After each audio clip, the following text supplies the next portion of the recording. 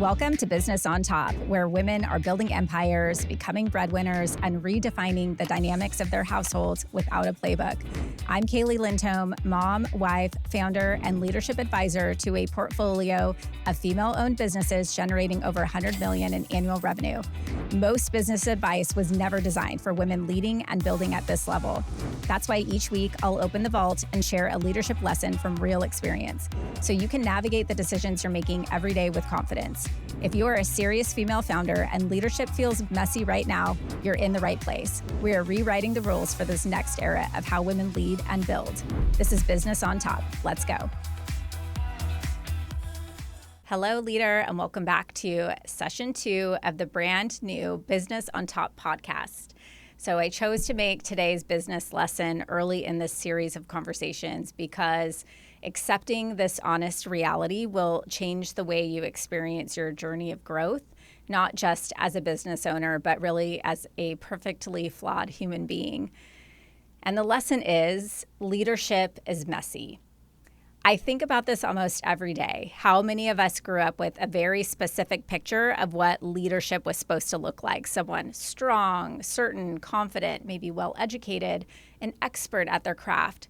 Someone who could walk into the unknown and somehow still make everyone else feel safe. And for a long time, I think I believed that if I could become more like that version of a leader, I would finally feel like I was doing it right. People would actually want to follow me. But the older I get and the more experience I have and more I work with women building real companies, the more I realize that leadership rarely feels the way we thought it would feel while we are actually doing it. Most of us imagine a leader as someone composed, steady, clear, decisive, someone who seems to have it all together. So when we look in the mirror and see a woman who is still questioning herself, still figuring things out, wondering if she should be more put together, it can feel like something is wrong with us. And this is the honest tension of leadership.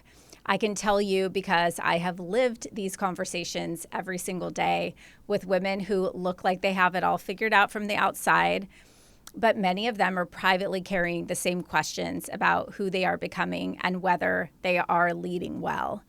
And I am no stranger to these insecurities. Some of the hardest moments I've had in my business have come from building my team. From the very beginning, I knew I wanted to create a company where people genuinely wanted to work. I wanted them to feel like they were respected, were held to high standards, were paid well for delivering real results, and had the autonomy and freedom to live a life-first existence. I wanted them to feel seen for their potential and also challenged and stretched to grow into it. And even with those intentions, I still stumbled again and again and again. What I can see now is that I was really good at selling the vision and attracting great people, but I was not fully honest with myself in the beginning about what it actually takes to build something from the ground up. So I hired for a level of capability that matched where I wanted the company to go and not where it actually was. I underestimated how hard, how gritty, and how messy that stage really is. Building a business at that level requires people who are willing to roll up their sleeves, step into the chaos, and help build the plane while it's flying, even when what you ultimately need is structure, systems, and organization. It took time, experience, and more than a few painful lessons to build the team I have today. And there were many moments where I questioned myself deeply, wondering if I was the problem. But what I know now is that I was hiring for the stage I aspired to be in, not the stage I was actually in. For example, at one point early on in building KLC, I hired a woman who is a college professor and had a PhD in adult learning. And my intention was for her to come in and help elevate the way we were building our curriculum inside of KLC and inside of our Pop Leadership Academy. I believed that bringing in someone with that level of formal expertise would help us accelerate the sophistication of our instructional design and take the business to the next level. And it took a lot of courage to overcome my fear around that kind of financial investment of making that hire. And at the time, we were right around our first $1 million in revenue. And it felt like a meaningful chess move for the company. I remember thinking, this means we're building something serious. Like, woo, I'm big time now. I thought what I needed was someone who could bring more ideas, more vision, more strategy.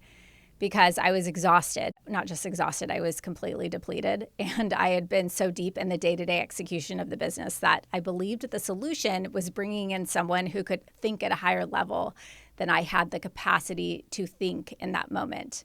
But what I came to understand was what I actually needed was support and execution. I did not need the most academically credentialed person in the room.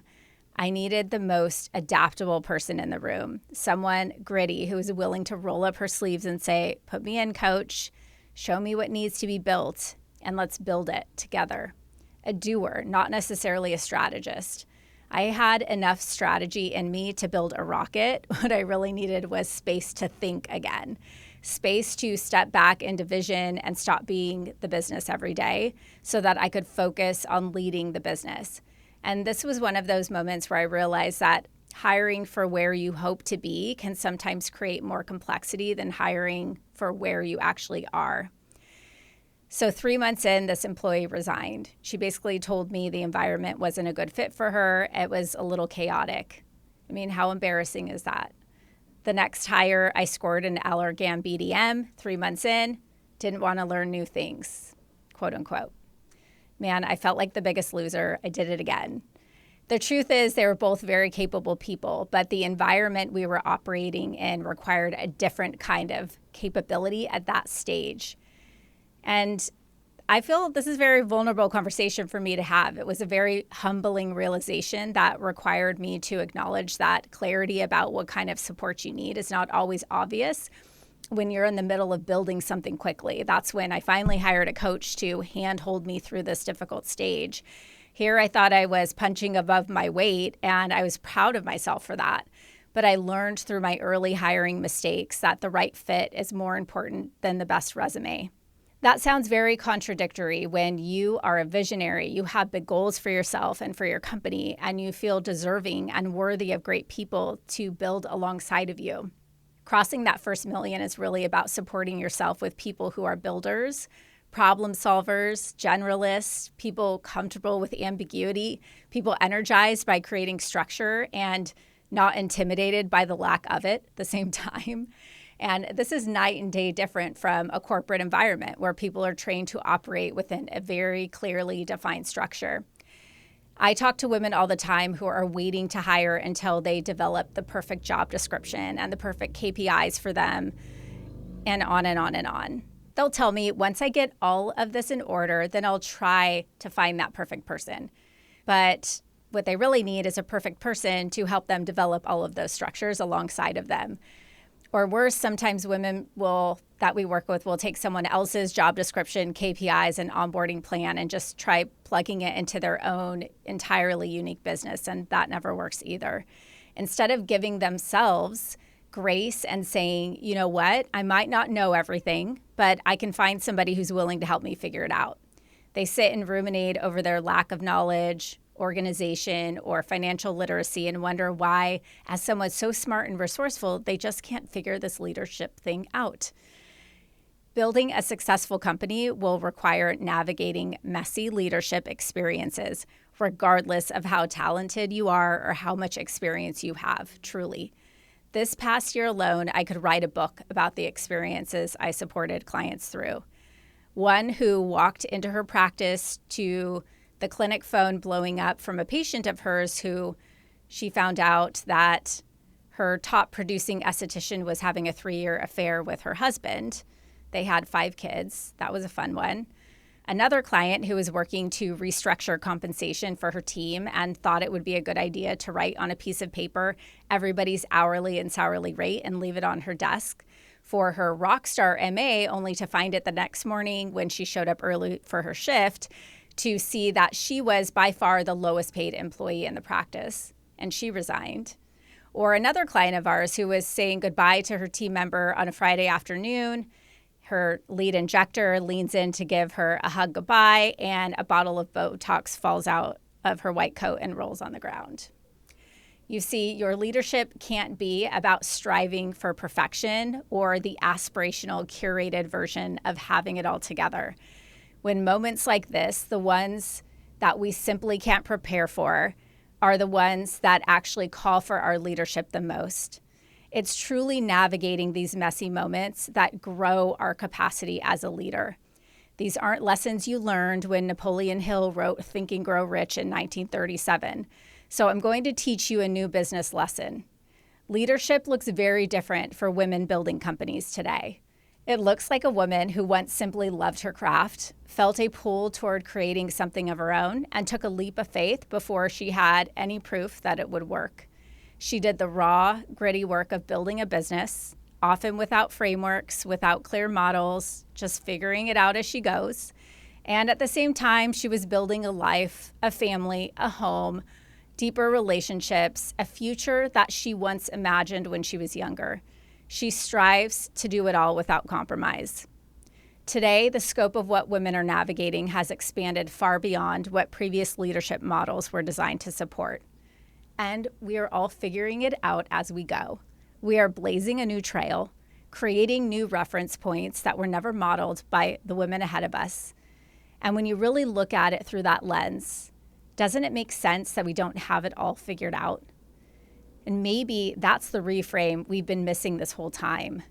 The leader we were taught to become, the polished, composed, always certain version of a woman who somehow has it all together, was never built for the reality that we're living inside of. The leader this moment is calling for is the one who is willing to build without a playbook, to make decisions before she has full clarity, to hold the weight of responsibility publicly while still questioning herself privately, and to keep moving even when it feels messy and unfinished. She's scrappy, she's resourceful, she's honest about where she is, and she's brave enough to keep going anyway. And what I want you to see is the very thing you may be judging yourself for, the messiness, the uncertainty, the moments where you feel like you're still figuring it all out. It's not disqualifying you from leadership. It is the evidence of it. Because you are not just leading within a model, you are building a new one. And the women coming behind you one day will look at what you created as their proof of what's possible. If you are listening to this and something in you is stirring, I want you to know this is exactly where the work begins. This is the space between where you've been leading reactively and where you are being asked to lead from a new framework. And the truth is that next level of leadership doesn't come from more information. It comes from putting yourself in rooms and environments that challenge how you think, how you decide, and how you show up inside of your business. That's exactly why we built the Pop Leadership Academy. It's a space for founders who are no longer looking for surface level strategy, but who are ready to evolve how they lead, how they build, and how they scale so the businesses they create can fully support the life they want to live inside of. You can learn more about the Pop Leadership Academy and apply through the link in show notes. And in the meantime, get more inspiration delivered directly to your inbox through my weekly briefing, The Blueprint, at klcleadership.com/blueprint. Until next time, keep leading life first and business on top.